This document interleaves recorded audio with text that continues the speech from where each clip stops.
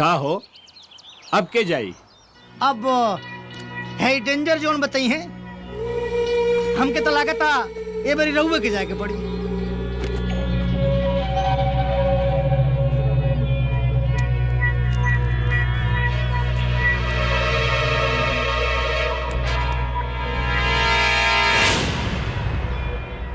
खौफ कुकुरन के होला लेकिन दहशत सिर्फ शेर के। वो तो है।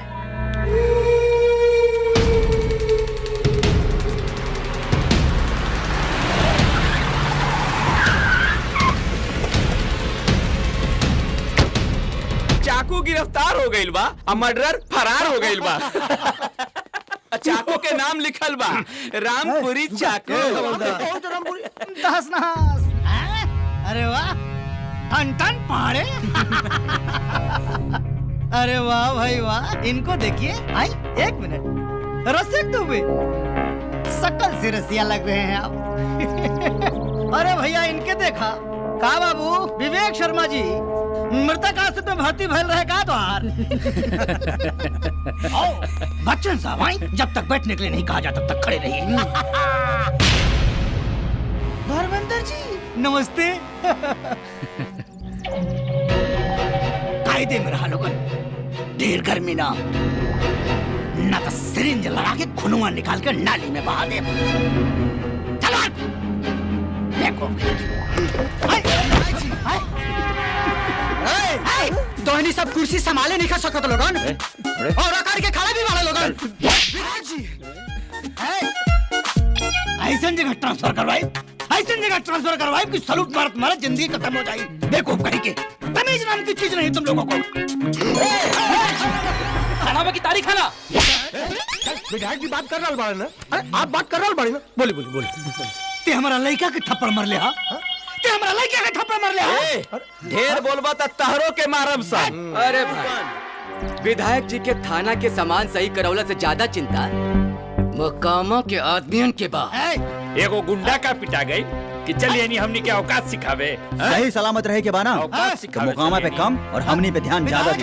बहुत मारा, सस्पेंड करवा देंगे तुम लोगों को। जब सिस्टम बदल जाला ना तो एगो हवलदार के पावर भी विधायक से कई गुना ज्यादा। अरे पकड़ा कर बड़े कारे। ठीक नहीं गांव की सड़क और स्कूल पे ध्यान दी। वरना पब्लिक ध्यान दी ना तब बड़ा महंगा पड़ी। चुप, एक बेर खाली पता चल जाओ, एक बेर खाली पता चल जाओ कि अजगर के मर ले बा। ओकरा के हम मर ले बानी का कर लेबे बताओ तो। डर नहीं खेलागत। डर आदमी के अपना बाप से लागेला और तोहनी के बाप बना के गवर्नमेंट हमरा के भेजे।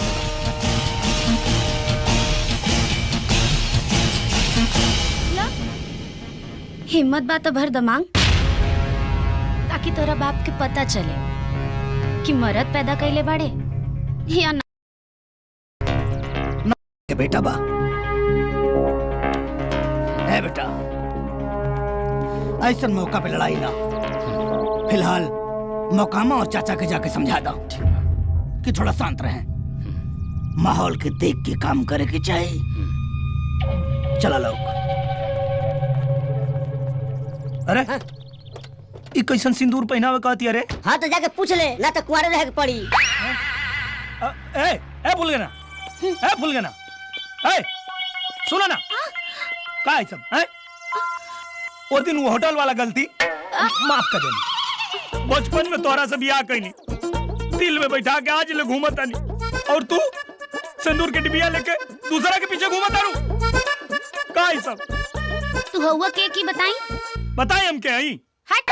हाँ? बता नहीं हम के आई। हाँ?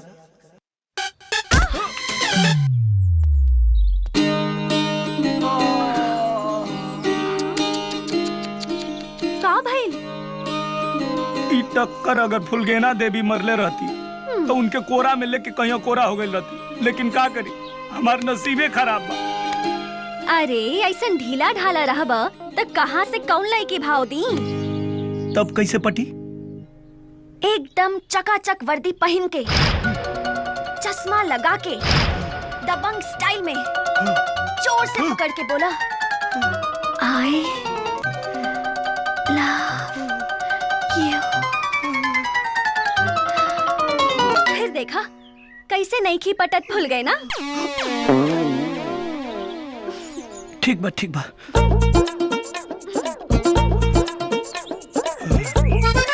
सब लोग कहेला कि किस्मत के लाइन बंद बा, यहाँ मेन लाइन जोड़ के कोई और लाइन पकड़ा था। If any woman comes around trying to test me, if any woman comes around trying to jump me up, feel the rhythm on the bass, man. Jump it up, feel the rhythm on the bass, man. अरे विजय बेटा, ला ला ला ला ला।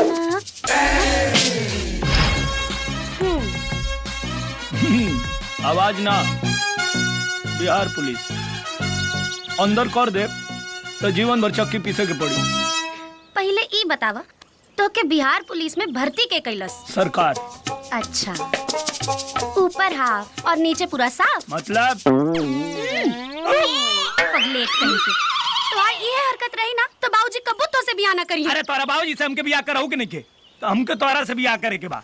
हमार छोड़ा, तू जवन है सलवार पहन के घूमत आरू, आदमी पैंट का अपन घरे भुला के आ जाई। कबू ना सुधरबा। फुल के ना, हाँ? I love you। अंग्रेजी में ना, भोजपुरी में बोला तब माने। अच्छा, भोजपुरी में? हाँ। तो ठीक से याद करा, हम तुम्हार पिछला जन्म के बता रहे, हम तुम्हारा से बहुत प्यार करीले। हमरा से? तोरा से हम ना, हाई खजुरिया करेला। खजूरिया हमार आशिक ना, पैसा निकाल ना ता जान ले ले। पैसा पैसा पैसा कैसन पैसा हो? ए खजूरिया, बोलबे कि हम बताई। अरे 203 नंबर वाला। 203 में तो फुल ना रहली रे। तो 202 में फुलगना के बाप रहले का? एकरा से मांगत है तो इतहा नाम लेता और तारा से मांगत है तारा के बुझाते नहीं खे। कैसन पैसा के बात करती आई? और इतनी के चक्कर में हम शहर से गांव आ गए नी और रही जाके हमार धंधो नहीं के चलत, और ऊपर से बुढ़वा मिल जाए तो हम ओकर सामान वापस कर देती। हाँ कैसन सवाल? भूल गए रहे कुछ हमरा लगे। ई लड़की से तोर कौन रिश्ता बा? अब अब अब कुछ ना, मानवता के रिश्ता बा, खजुरिया से पूछना। अच्छा, बहिन है ना, केकर? खजुरिया के। अरे बहन के बहन का तारे। अरे यार पैसा मिली, बहना रह देना। अब तोर कूल खेला समझ में आ गई। तू कब्बो ना सुधरबे। आज के बाद अगर हमरा से मिलने की कोशिश करबे तो तोर जान ले ले, या तो अपन जान दे दे।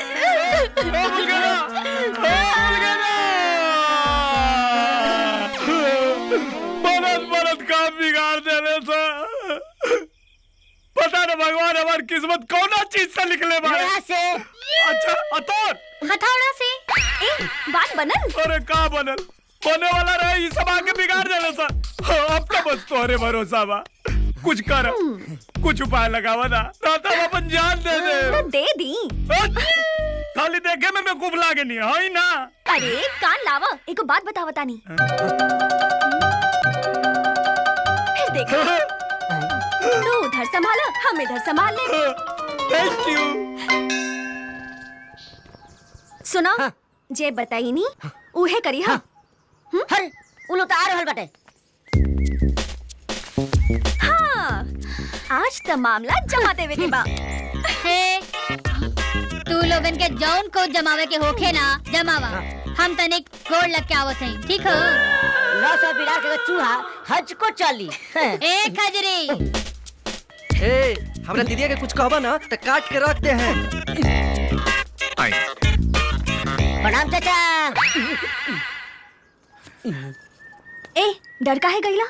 अरे ना सुनला हुई, रुका आए रहो लोग के।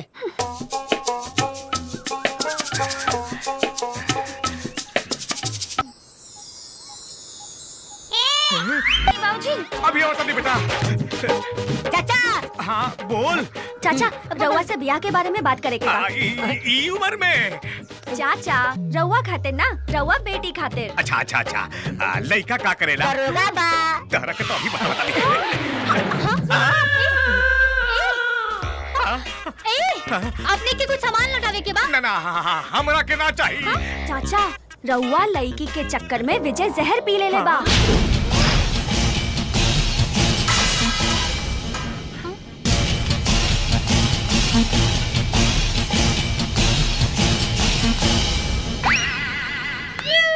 सर यस नसबंदी का नया पेशेंट डबल पैसे भराइल बा।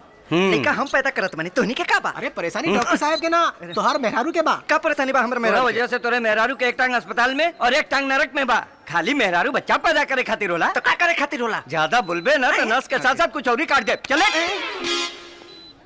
जैसन जैसन बोला तानी वैसा ही कर। जितना भी चाकू और औजार बा ना ओकरा के गर्म पानी में धो ला और तेजी से धार लगावा। अच्छा फिर हमनी की ओकर नसबंदी करी जाई। समझला?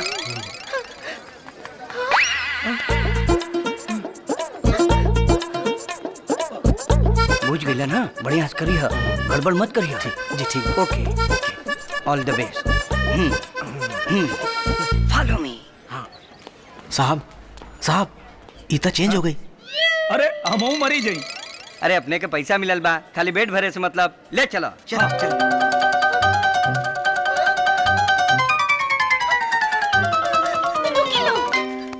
कहाँ लेके जाता नी लोग? ऑपरेशन थिएटर में। हाँ? बच तो जाइए नु। ये ऑपरेशन में जान ना जाला। लेकिन जहर में ऑपरेशन? जहर दुकान में मिलेला, हॉस्पिटल में ना। पहले दुकान पे जाकर जहर ली, ओकरा के पी, फिर हॉस्पिटल आई। अरे हम आपन ना इनकर बात करतानी। एकर बात तू बिल्कुल मत करियो। अगर टाइम पे ऑपरेशन ना भइल तो सारा जगह एकर बच्चा नजर आई। बच्चा? हाँ 11 हो गइल बा, 12 के नंबर लगइले बा। कौन सा होती नहीं है? एकर मेहरारू। एक बार नसबंदी हो जाए तो सब बात खत्म। तब हमार का हुई? सब सही होई, भूल गए ना हमके बचा ला। ए हिलिए मत, ना तो नस के साथ साथ कुछ और ही काट दे। भूल गए ना, खाली जहर खाए के नाटक कैले रही है। बचा ला, भूल गए ना। पहले ये बताओ कौन मेहरारू? तू और के धन्यवाद, बचा ले लू, ना तो बिना लड़का के हमार जीवन नरक हो जाए। तू ना कब ना सुधर। भूल गए ना। ओकर हिम्मत कैसे भइले कि वो हमार आदमी के मार देहलस? अरे वो कौना वार्ड भर्ती बा? Ward number 2। आनर बाड़े कारे?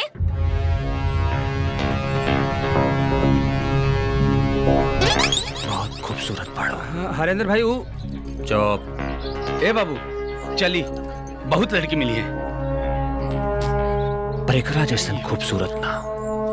इनकर बाल, इनकर गोर गोर गोल और हिरनी जैसन चाल। मन तो करो ताकि शरबत नियर घोर के पी जाए। अरे देखत का बाड़ो, बचावा। काहे बचाई? हम कहीं तो यार बोला। बता। सुन लाला, अब पति के सामने पत्नी के कुछ कहबा था। कहब तका देबे। अच्छा तो देखा भाई, हमारे जीवन में 3 गो असूल है। चल बोल। पहला आवेदन, दूसरा निवेदन, ओकरा बादो ना माने तब तो दे दलो। महाराष्ट्र निकला के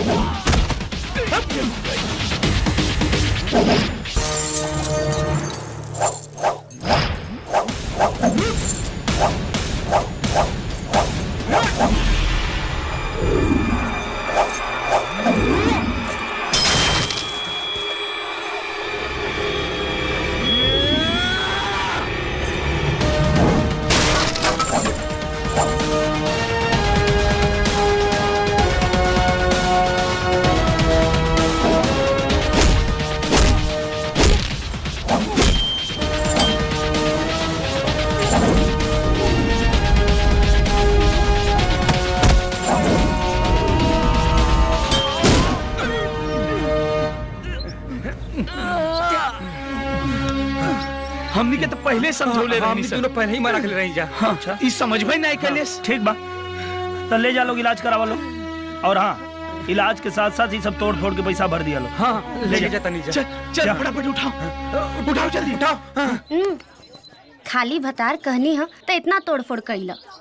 भतार के अधिकार दे दे तब का करबा। ए हमार राजा हंसेला तो जान मारेला।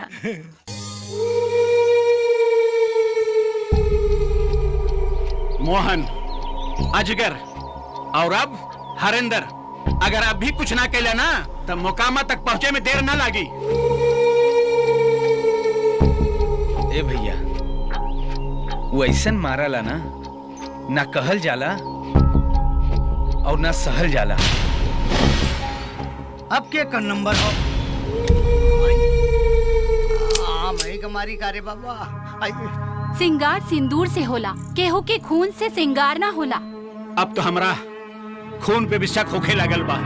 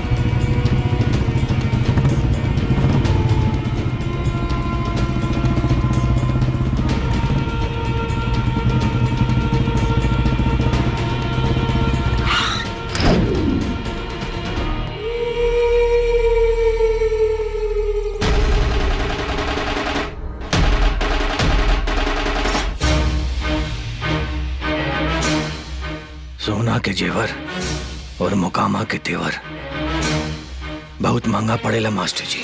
बेटा चिंता मत करें बाबूजी, तो और बेटा खाली दहाड़ दी तो इनकर खड़े खड़े फाड़ दी। शरीर से शेर ना सियार लगा तरे। लागत कहावत नहीं सुन ले, देखन में छोट लगे घाव करे गंभीर। जिगरवा दबा देब ना तो बोलती बंद हो जाए। दबा के देखा, जिंदगी ट्रिगर से ना जिगर से जिए नहीं। मौत से पहले ना बाई कपार पे नाचेला, जंगल में एक के गो शेर होला। बाप नेकन सिखवले। यही से हमार माई हमके शेर सवा शेर ना बब्बर शेर कहे।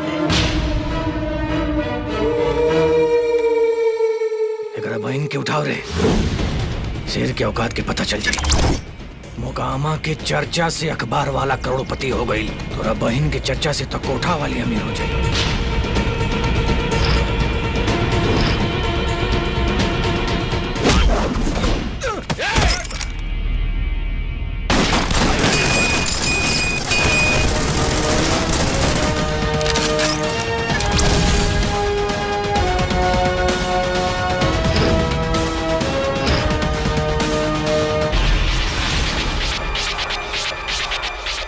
कुछ दिन और जिंदा रहल चाहता रहा तो अपना आप के कानून के हवाले कर दा, ना तो लोहा के चूड़ी पहनावे से पहले छाती पर चढ़ के दाब दे, फेफड़ा फाट के बाहर निकल जाई। कहे कि हमार खोपड़ी हटल तो सामने वाले का